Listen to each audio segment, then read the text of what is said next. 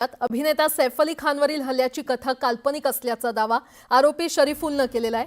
वांद्र्याच्या घरात घुसून सैफवर हल्ला केल्याप्रकरणी बांगलादेशी नागरिक शरीफुलला अटक करण्यात आली होती। दरम्यान शरीफुलनं मुंबई सत्र न्यायालयामध्ये जामीन अर्ज दाखल केलाय।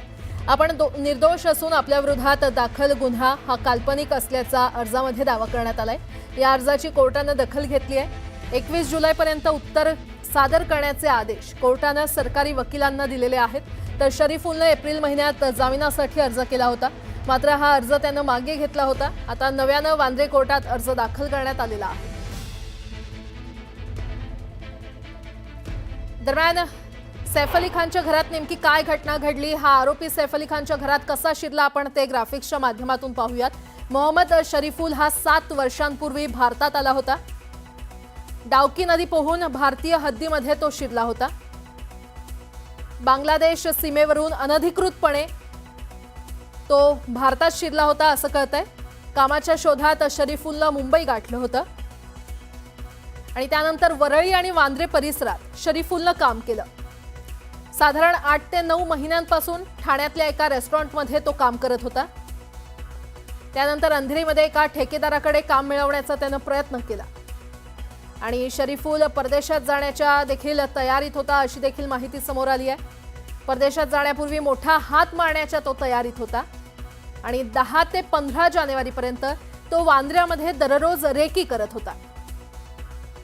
घटनेच्या रात्री सैफच्या सद्गुरू शरण इमारतीत तो शिरला।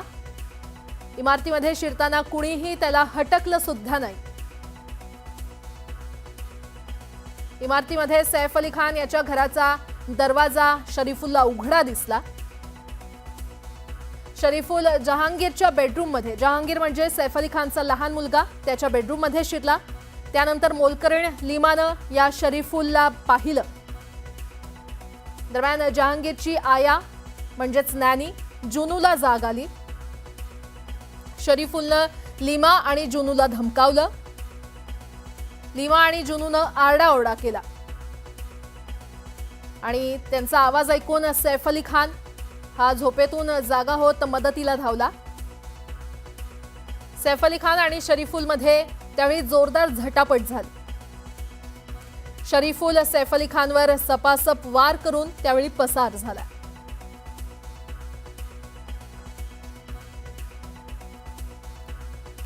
तर नेमकं त्या रात्री काय घडलं होतं आपण ते पाहूयात। सैफ अली खान याच्या घरात रात्री 1:30च्या सुमारास अज्ञात चोरटा शिरला।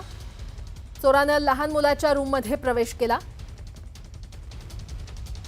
घरामधील केअरटेकर महिलेनं त्याला पाहून आरडाओरडा केला आणि आरडाओरड घरातली ऐकून सैफ अली खान हा धावत आला। सैफ अली खान आणि चोरट्यामध्ये बाचाबाची झाली। सैफ अली खाननं चोरट्याला प्रतिकार करण्याचा प्रयत्न केला। चोरटा आणि सैफमध्ये झटापट देखील त्यावेळी झाली आणि झटापटीत चोरट्यानं सैफ अली खानवर चाकू हल्ला केला। दरम्यान सैफ अली खानच्या गळ्यावर 10 सेंटीमीटरचा चाकूचा वार आढळून आला किंवा त्यानं केला। सैफ अली खानच्या गळा आणि हातावरचे चाकूचे वार त्यानं केले। सैफ अली खानला त्यानंतर तातडीनं लीलावती रुग्णालयामध्ये दाखल करण्यात आलं आणि लीलावती रुग्णालयामध्ये सैफ अली खान याच्यावर शस्त्रक्रिया पार पडली।